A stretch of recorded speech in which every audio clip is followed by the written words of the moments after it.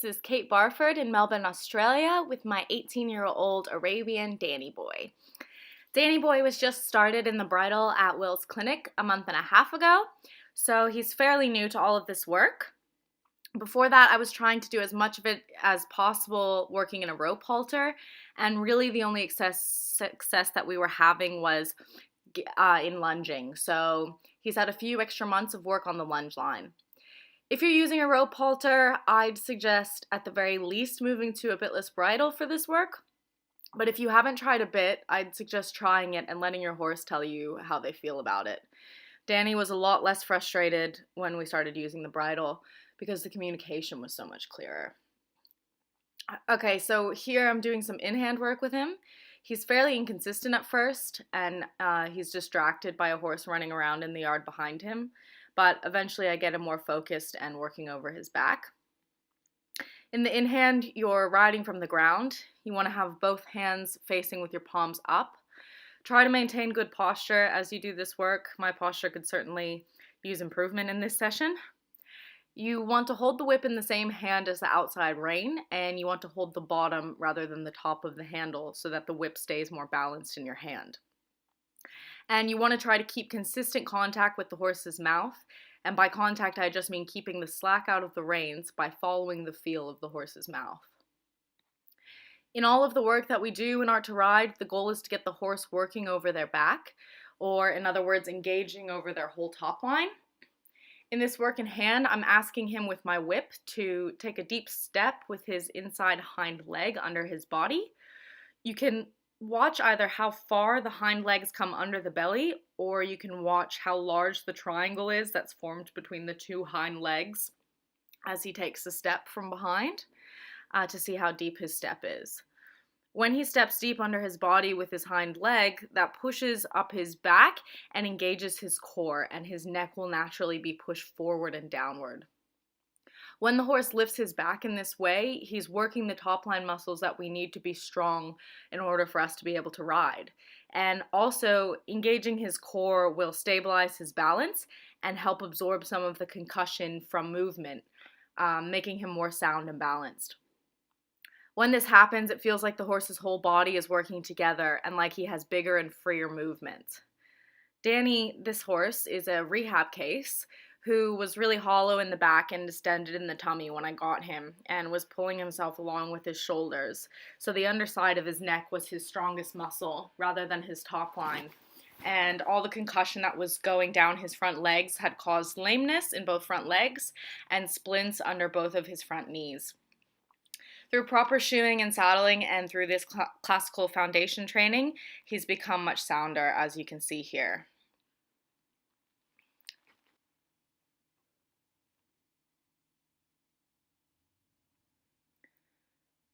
So what I'm watching for is moments where he becomes a bit more consistent, so that his whole top line is engaged and he can just take a big free step like there. That's looking pretty nice. You can see he's stepping a bit deeper under himself with his hind legs, and then he comes back up again. And I just try to maintain a steady feel on his mouth. He tries to stop there, and I just tap him with the whip and say, let's keep going forward.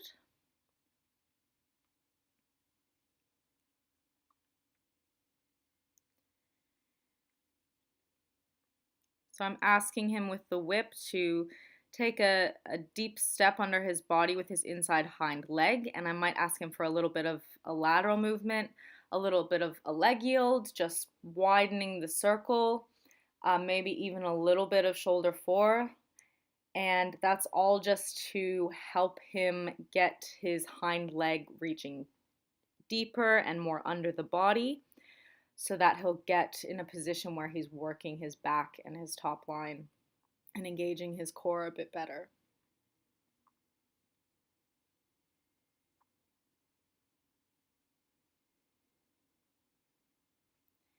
And you might notice if he starts pushing into me with the front shoulder, which he doesn't do too much on this side, he tends to do it more on the other side, I might use a little bit of indirect rein to ask him to step that shoulder out of my space if necessary.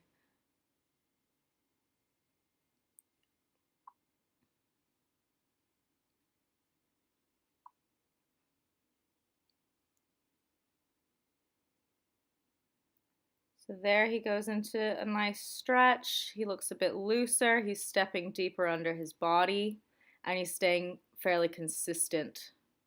And I obviously liked that because I rewarded it. I stopped and I went to the other side. And you can see here when I start, I just tapped him with the whip until he took a step with his inside hind leg forward, and then I stopped tapping and I just let him go forward so that he knows that that whip is communicating with his inside hind leg.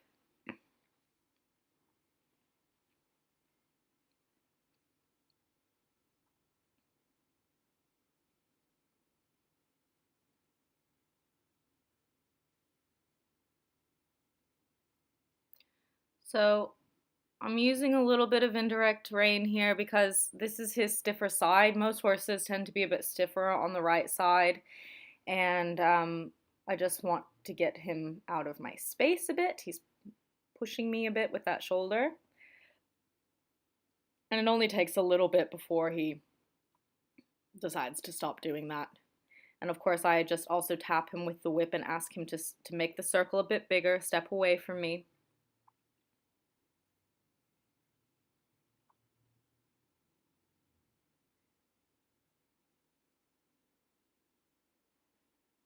There he's taking nice big steps under his body and lifting his back, and he starts to get a bit more consistent here, which I like. And you can see that when he gets more consistent, I change the angle of my inside rein. So at first I might have it a little bit wide if I need to help me maintain the contact. But once he gets into a nice stretch, I want to try and mimic the angle of the reins when I'm riding so that he just stretches right down into the contact like he would do if I was riding.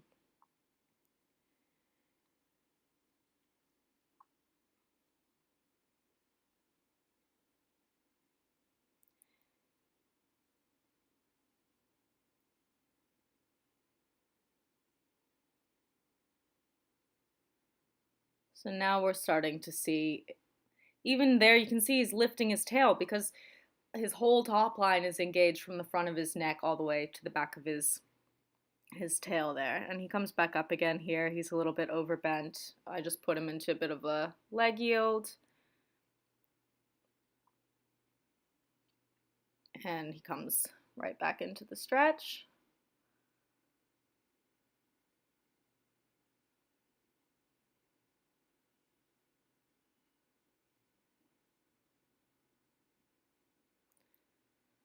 The hardest part of this work is maintaining a steady contact with your outside rein, and um, I'm constantly sliding that outside rein back towards his withers to help me maintain that contact. And when he goes into the stretch, the rein's going to want to slide down towards his ears, and I just slide it back up towards his withers like I did just there.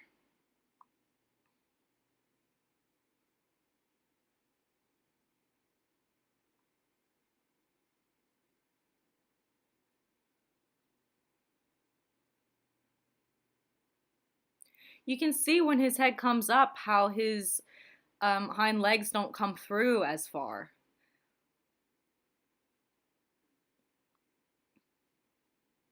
And when he goes into the stretch, how much deeper his step gets and how it pushes up and engages his tummy.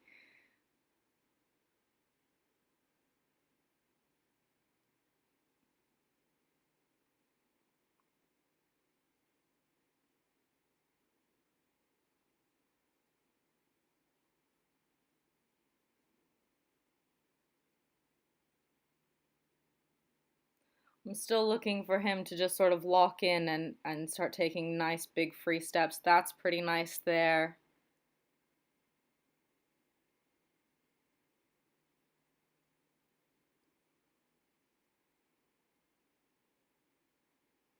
And I obviously thought so once again because I stopped. Okay, here we're moving to the lunge work.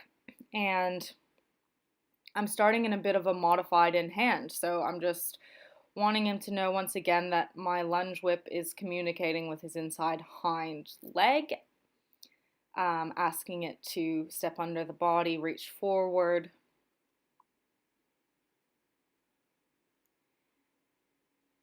So I'm just starting I'm starting close to him. And once he gets into the stretch, I'm gonna let him out a bit on the line.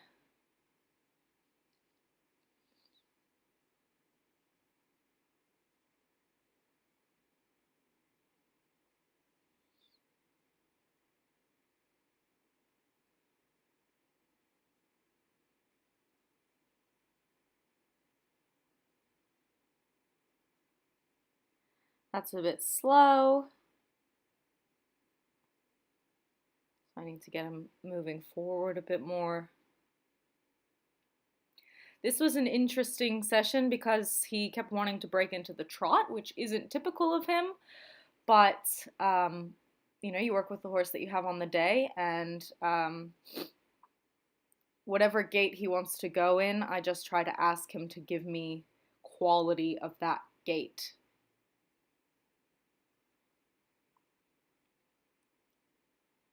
So that's a nice walk there. You can see he just frees up, he's stepping deep.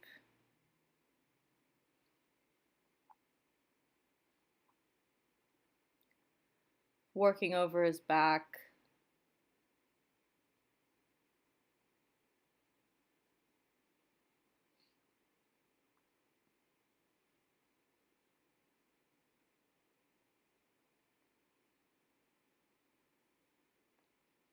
And whenever his hind end starts to point at me, I just use my whip to ask him to step that inside hind leg under himself and away from me. I'd rather him travel in a little bit more of a shoulder in position than a haunches in position. Like I did just there, I just asked him to step that hind end away from me.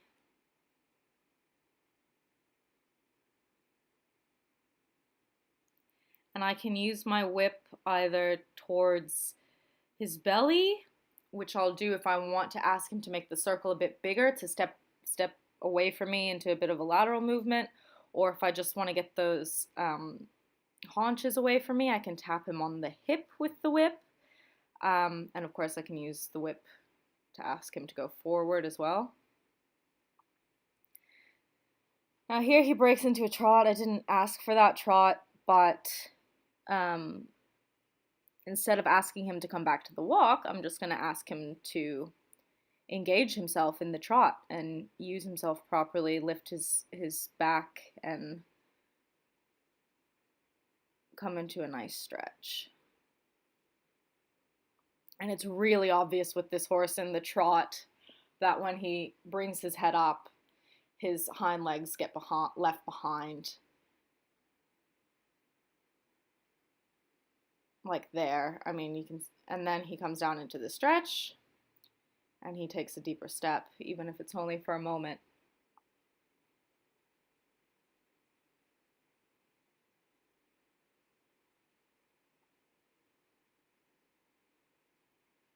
That's a bit better. He gets a bit spooked by something there.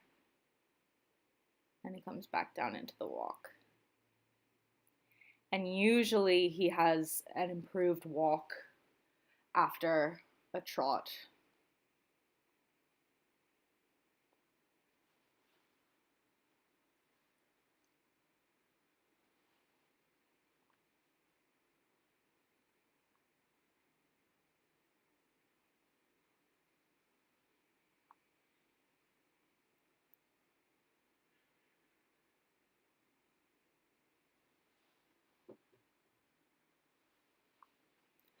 So just like in the in hand, I'm keeping the slack out of the line, of the lunge line. And I can either do that, sometimes you'll actually see me lift my hand up a bit when he lifts his head up to try to maintain that contact. Other times I'll use my whip hand to help me slide my other hand up the line. And also, if the line gets loose, I might ask him to step away from me so that he actually steps out into the contact and makes that, and takes the slack out of that rein himself.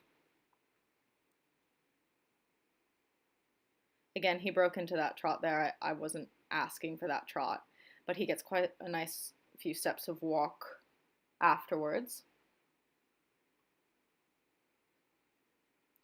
And really at this stage of this horse's development, I'm just trying to get him really consistent in the walk and using the lateral movements and using the trot to help me with that.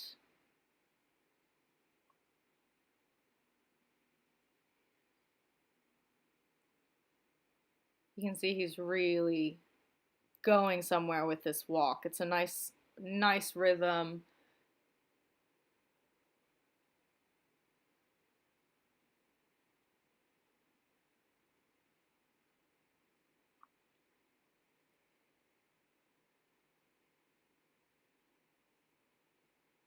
It looks like something you'd want to ride when they get in that sort of forward position. Okay, so I'm pretty sure he broke into that trot again. And I'm just asking him to keep his hind end pointed away from me. And I'm following his mouth with my hand. There, I'm lifting up my hand to maintain the contact, and then he comes back down. And I'm using my whip to ask him to step away.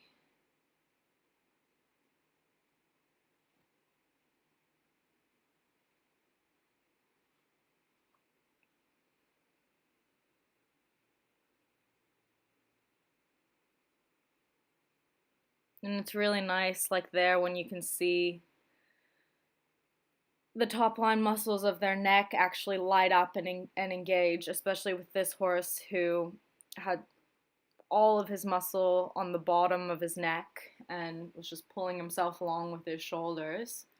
It's nice to see that underside of that neck get really nice and relaxed, and that top side of his neck, just all of those muscles light up.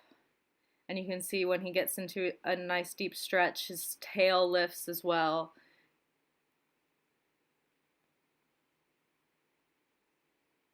And that time I asked for the trot.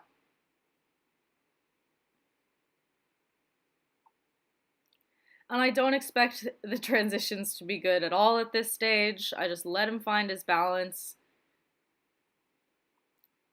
Keep asking him to step his hind end away from me because he's really wanting to travel in sort of a haunches in position here.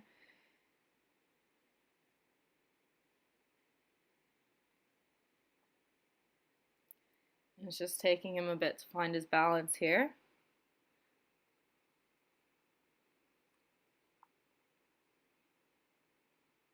He's going a bit fast.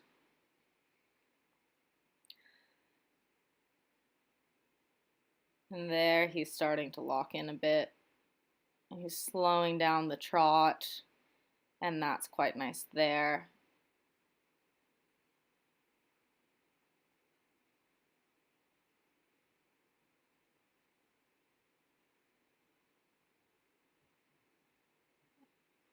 And I just ask for a little bit more. There we go.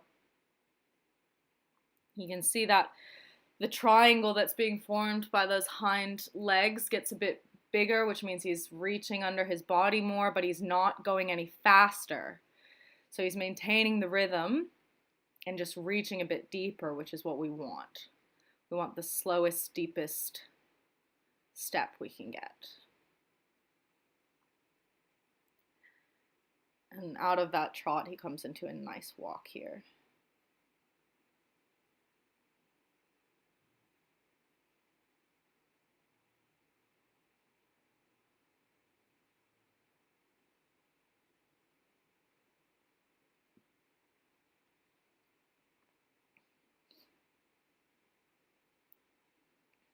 So I just try to stay at the top of the triangle between that's formed by my whip and the line when I'm lunging. Okay, so I was happy with that, so I rewarded him by changing sides. Once again, I'm starting with a bit of modified in hand, and he was a little bit overreactive to the whip for a second, but then he realized, oh, okay, it's just the lunge whip, not gonna hurt me.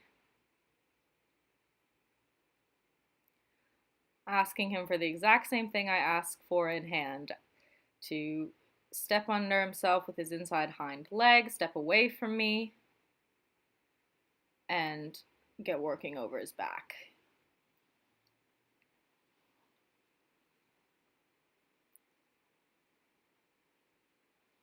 And as that impulsion comes forward, I'm just following it in with my hand, with the contact. And as he gets into a nice stretch, I let him out on the line a bit more.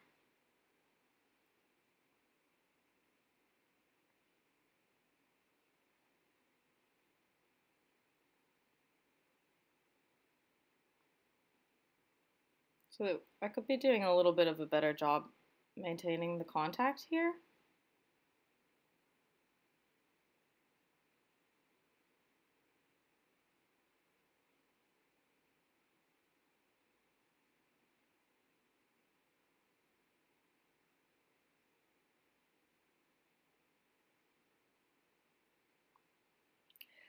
The right side is his stiffer side, and I always like to start him on the left because he opens up a bit on his good side, and then by the time we get to his bad side, he's more warmed up. If I start him on the right side, he tends to just be really stiff, and it takes us a long time to get anywhere. So he's starting off a bit slow in the walk.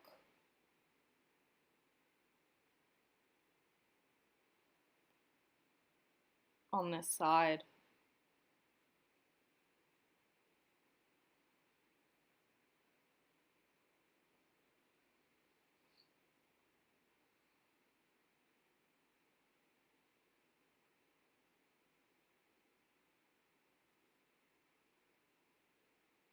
And I could be a little bit more assertive with asking him to get a bit more pace here. But he's finding the stretch. There I ask him for that trot because I think I started to realize, okay, this walk isn't going anywhere. So let's get up a little bit of energy. Let's get into a little bit of a trot here. I'm just using the trot really to help me with my walk. Of course, I'm going to keep going in the trot until I get something nice.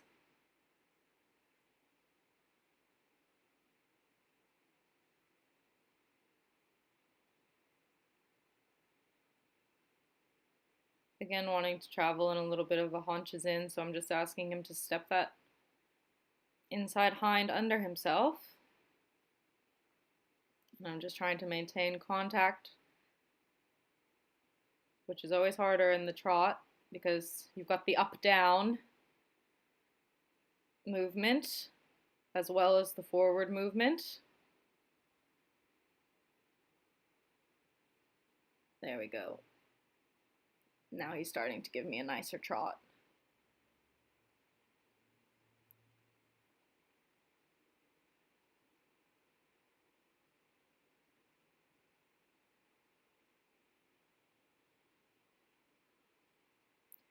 I let him come back to the walk. And again, that trot work, we didn't accomplish too much there, except we've got a much nicer walk now. We've got this walk is going somewhere.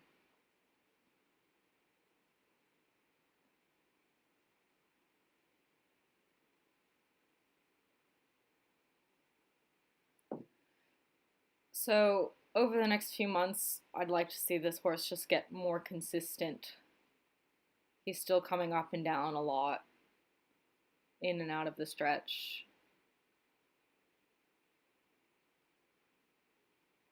And it's really obvious that he needs to be in a deep stretch in order to get working over his back, because whenever he brings his head up, his hind legs fall out behind him and he hollows his back. So he needs to be in that forward downward position to really get working over his back the way he needs to be. So I ask him for another trot, and this is nicer. than the first trot we got on this side. This is actually, he's actually working over his back better this time, being more consistent, stepping deeper under the body, and it's a nice rhythm and pace as well. So I let him come back to the walk here.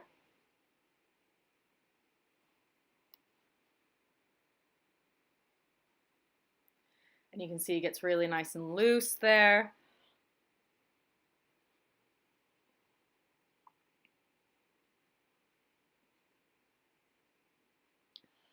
Okay, that was the end of the lunge work, and now we're moving into the ridden work. So for the first part of the ride, I just want to mimic the in-hand work. So I'm just going to put him on a circle. All I care about is that he gets working over his back and that he gets into a nice stretch. And of course, that's harder for him with me on his back. That's why we do the in-hand and the lunge work first. If you've got a horse that really has no top line and you just want to develop him, I would just keep him in the in-hand and the lunge work until you've got enough of a top line to where he can actually carry you, which this horse does. He can carry me fine. So I've got the first few minutes of the ride here for you so you can see where we start out, and then I'll skip more towards the end of the ride, the last 10 minutes of the ride or so that you can see where we get to. So already he's starting to think about coming into the stretch. He's not getting all the way down, and you can see I have to use quite a bit of inside rein, in just quite a bit of direct rein to get him around the turns. And that's because when a horse isn't working over their back, they can't really bend. So as he gets over his back more throughout the session, I have to use the inside rein less, and I can just ask him to step over a bit more through the turns. So I'm keeping my hands wide when I need to maintain contact. And I apologize, there is quite a bit of blurry video in the first part of this.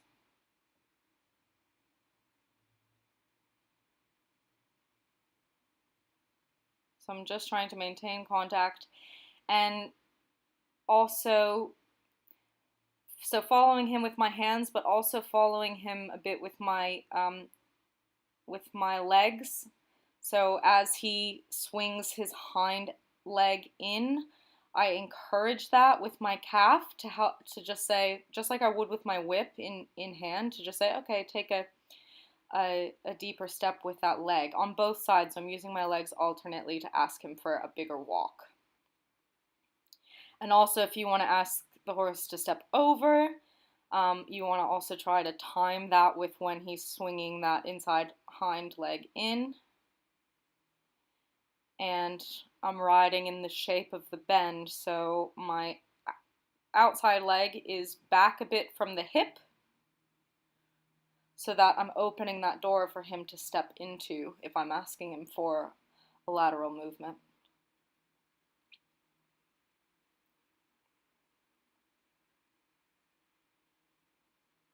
That's starting to be a nicer walk there. Okay, so this is skipping to the last 10 minutes of the ride. It was about a 25-minute ride altogether. And I've got him in a little bit of a trot. Now, I've done very little trot work under saddle with this horse. We had a lot of saddle fitting issues. I've only just gotten the saddle to a point where he can trot in it. So we've only had a few trot work sessions. So really, I'm just using the trot here to help me get a nicer walk, which it does. He's really engaging his top line there, taking a nice big deep step, carrying me somewhere.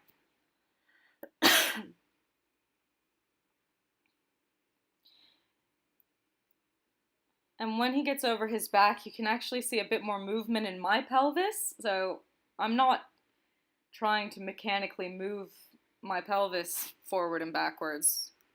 It's just that when he lifts his back up, it's like Will says, it's like a wave carrying you forward. So your hips just get a bit more movement in them. He just had a little bit of a distracted moment there and fell out behind.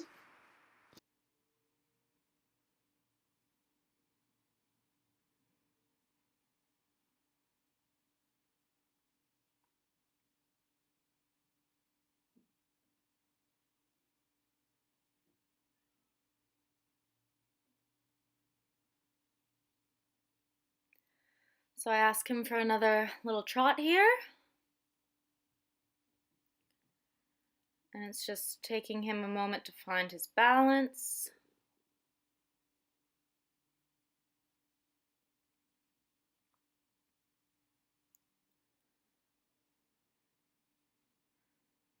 There he gets into a bit of a stretch, and you can see when he does get into this stretch how much deeper he can step through behind.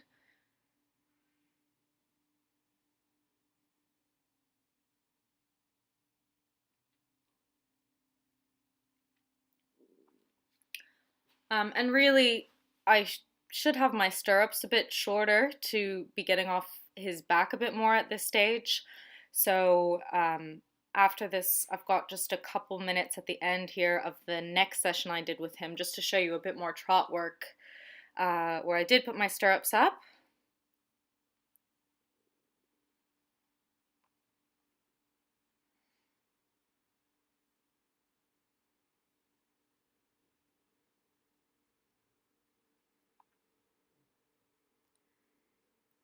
And again, after that trot, we get a pretty nice walk.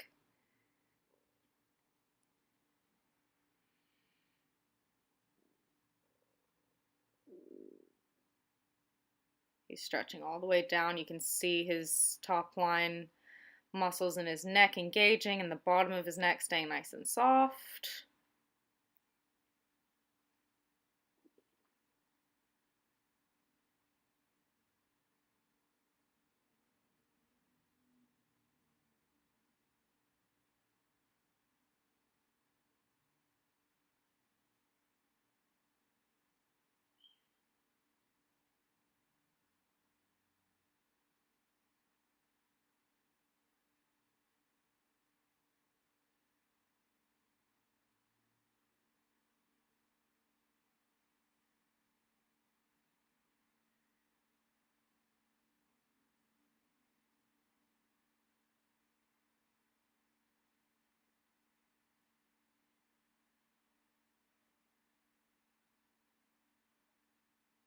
And there, that's really nice. And there he just says, "Do you think the session could end now?" And he just makes that suggestion, and I just say, "No, let's keep going a little bit longer." But I keep that in mind if he's trying to let me know he's tired. So I won't ride him too much longer.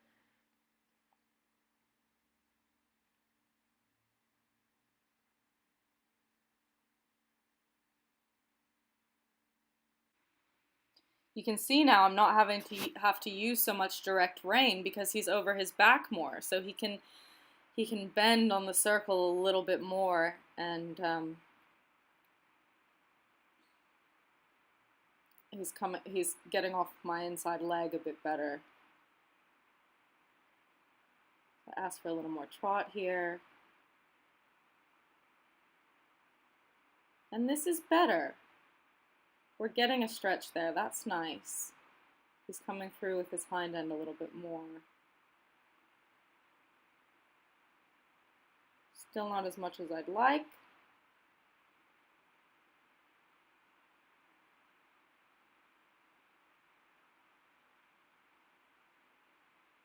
But he has a few nice moments in that trot.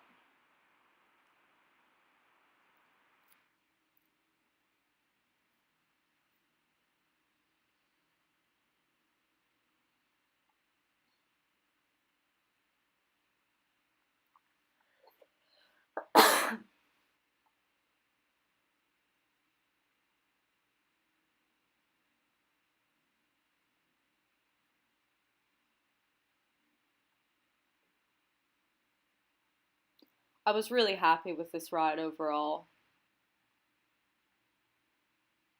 with how consistent he did get in the walk. And I could really feel him working over his back and lifting me up by the end of the session.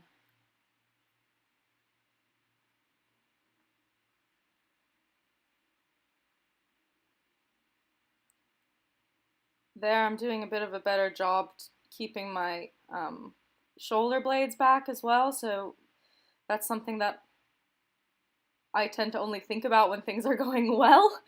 So, there's a lot of things to think about while you're riding, so I I need to do that a bit more consistently in myself, just keep my shoulders back.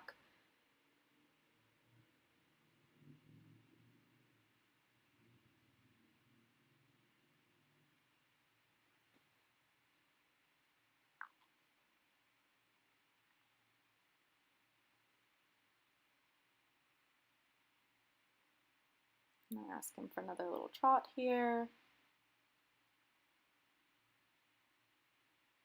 Now we're getting somewhere. Even that transition was better.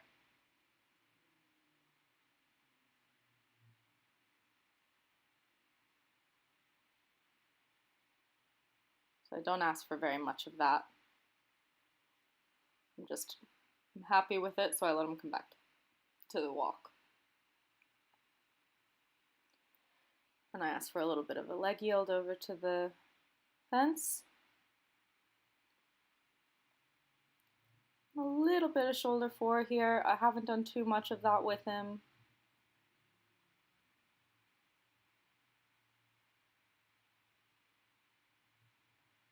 So at this stage, I'm not very organized about my lateral movements. I'm just using them as I feel I need to keep him over his back.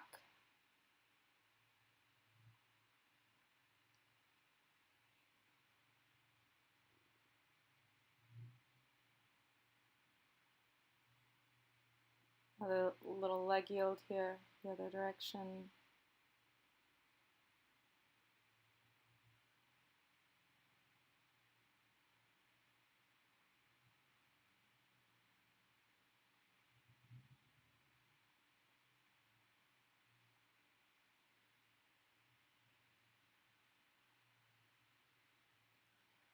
And right here you can see, well, you can't see, it gets a bit blurry, but I felt that he was really getting over his back and lifting me up.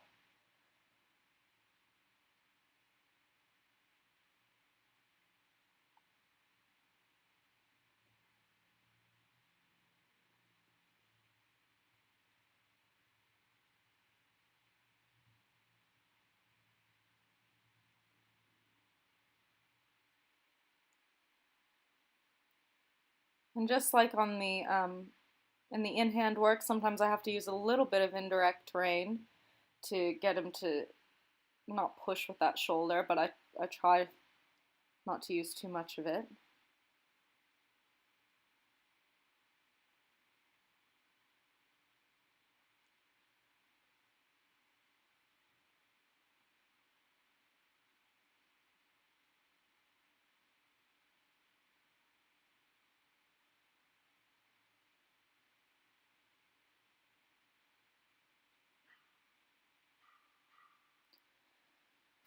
So yeah, so this is actually where I meant to say I felt he's really carrying me really nicely here. He's really getting over his back. You can actually see I look taller in the saddle, and that's where I end the ride.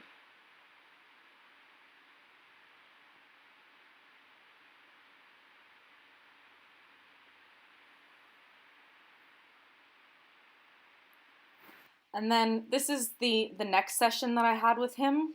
It's just a few minutes of this here. I just wanted to show you a little bit more trot work because I've put my stirrups up here so I can get off his back a bit better. And I just wanted to see if I asked him to go a little bit longer in the trot, what could I get out of him?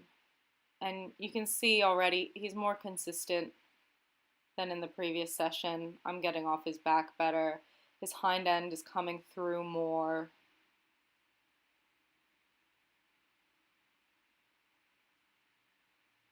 It's nowhere near as good as I'd like it to be, but this is early days of this work with him.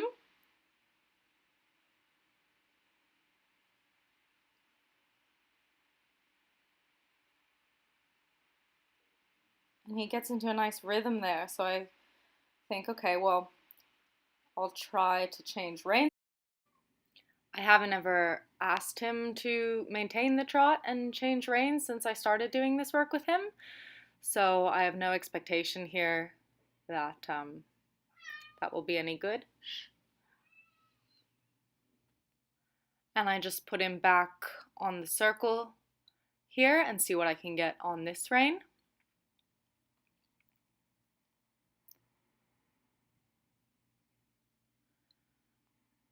And there you can see the rhythm start to slow down and him start to bring his hind end under him more.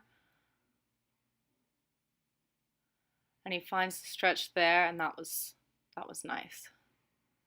I asked for a little bit more and then I let him come down to the walk.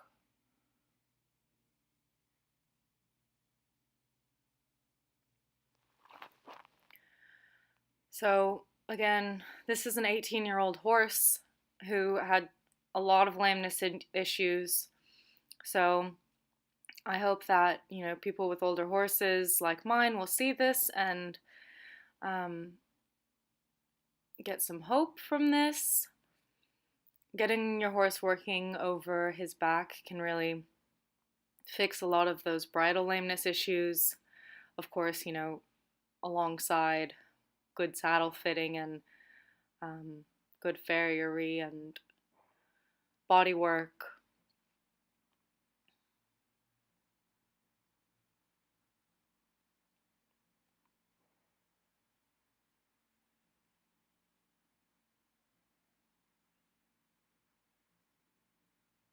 A little bit of a leg yield there.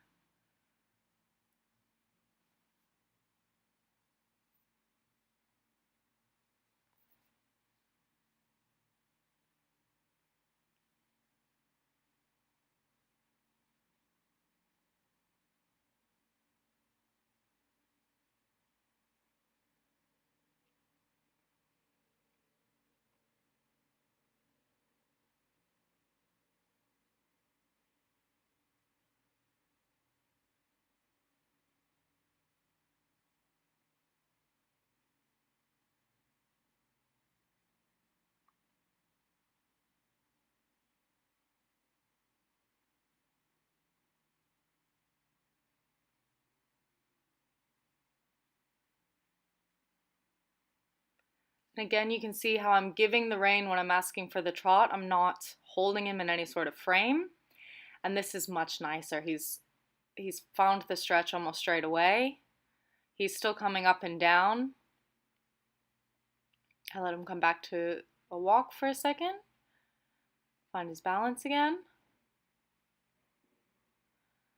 And then I ask again.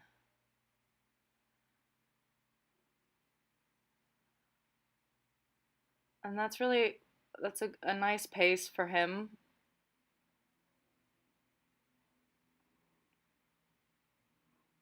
He's getting a little bit more consistent, still bringing his head up and down.